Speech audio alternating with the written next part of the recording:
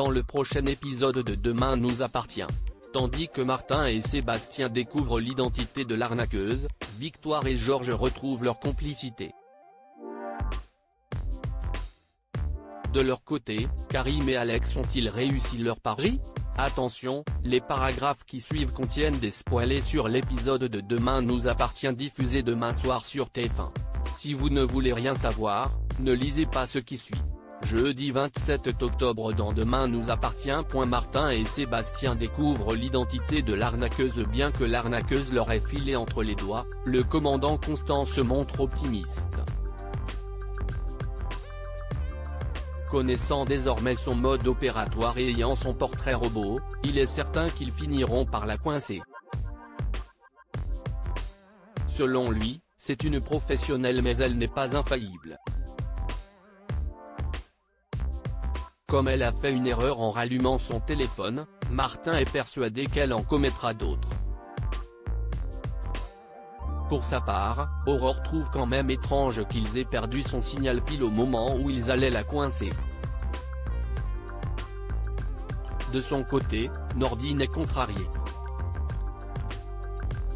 Et pour cause, le jeune homme n'en revient toujours pas d'avoir vu Johanna embrasser le procureur Perrault. Afin d'éviter l'incident diplomatique, il prend son courage à deux mains et annonce la mauvaise nouvelle à son père. Bien qu'il peine à le croire, Martin tente malgré tout de joindre Johanna mais sans succès. Quand il lui confie que son histoire avec la jeune femme est sérieuse, Nordine se demande si Johanna est le genre de femme à avoir plusieurs hommes à la fois. Des mots qui sonnent comme un déclic pour Martin qui comprend que Johanna est l'arnaqueuse. Pendant ce temps, Sébastien rend visite à Raphaël pour lui offrir une boîte de réglisse. L'occasion également de se confier à sa fille sur sa nouvelle histoire d'amour.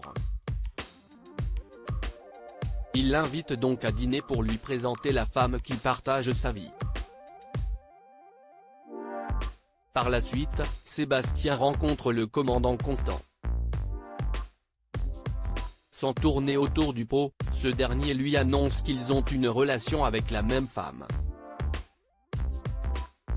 Puisqu'il refuse de croire que Claire puisse être infidèle, Martin fait une description détaillée de la femme avec laquelle il sort. Évidemment, Sébastien accuse le coup. Même s'ils ont désormais la certitude qu'elle est l'arnaqueuse, Sébastien se garde bien de dire aux policiers qu'il a rendez-vous avec Claire en fin de journée. De retour au commissariat, Martin raconte toute l'histoire à Aurore puis la charge de mettre à jour le portrait robot de l'arnaqueuse et d'essayer de borner son nouveau téléphone. La nuit tombée, Sébastien annule le dîner avec sa fille et attend Claire dans sa chambre d'hôtel. À son arrivée, il lui apprend que le commandant Constant est venu le voir et qu'il sait qu'elle est l'arnaqueuse que la police recherche. Avant qu'elle n'ait le temps de répondre, Sébastien l'interroge pour savoir si elle a eu des sentiments à son égard. Claire affirme alors qu'elle ne se serait jamais mise dans cette situation si elle n'était pas tombée amoureuse de lui. Tandis qu'elle s'apprête à partir, Sébastien la retient et lance qu'elle ne partira pas comme ça. Quelques instants plus tard, Claire récupère sa valise et quitte la chambre d'hôtel en laissant Sébastien inconscient sur le sol. Blessé au front, il semble avoir été assommé par une lampe. Victoire et Georges retrouvent leur complicité dans la matinée, Lisa lance une lessive quand les plombs sautent dans la maison et provoque une coupure d'électricité. Victoire parvient à rétablir le courant mais lorsque sa cousine relance la machine, les plombs sautent à nouveau. Les deux jeunes femmes tentent bien de trouver un électricien mais entre les indisponibilités et les tarifs exorbitants, elles font chou blanc. Heureusement, Georges a terminé sa journée et débarque pour les aider. Cependant, il n'est visiblement pas plus doué.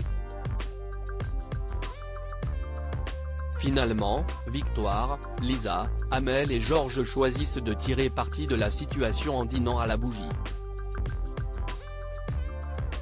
L'occasion pour Georges et Victoire de se rappeler quelques bons souvenirs du temps où ils étaient ensemble.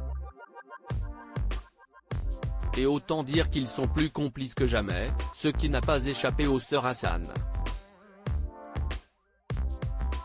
Karim et Alex ont-ils réussi leur pari?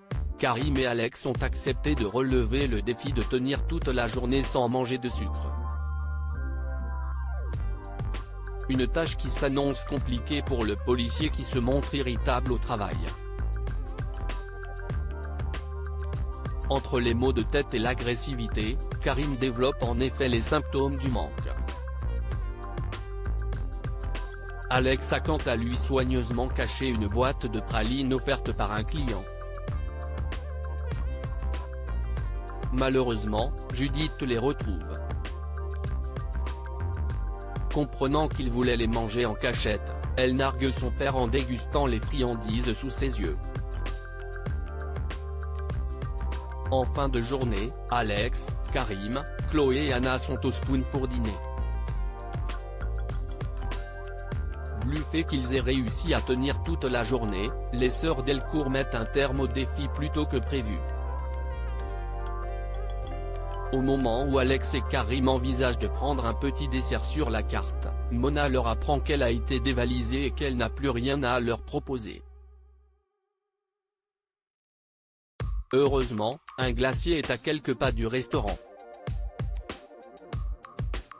Les deux hommes quittent alors précipitamment l'établissement sans même attendre leur compagne.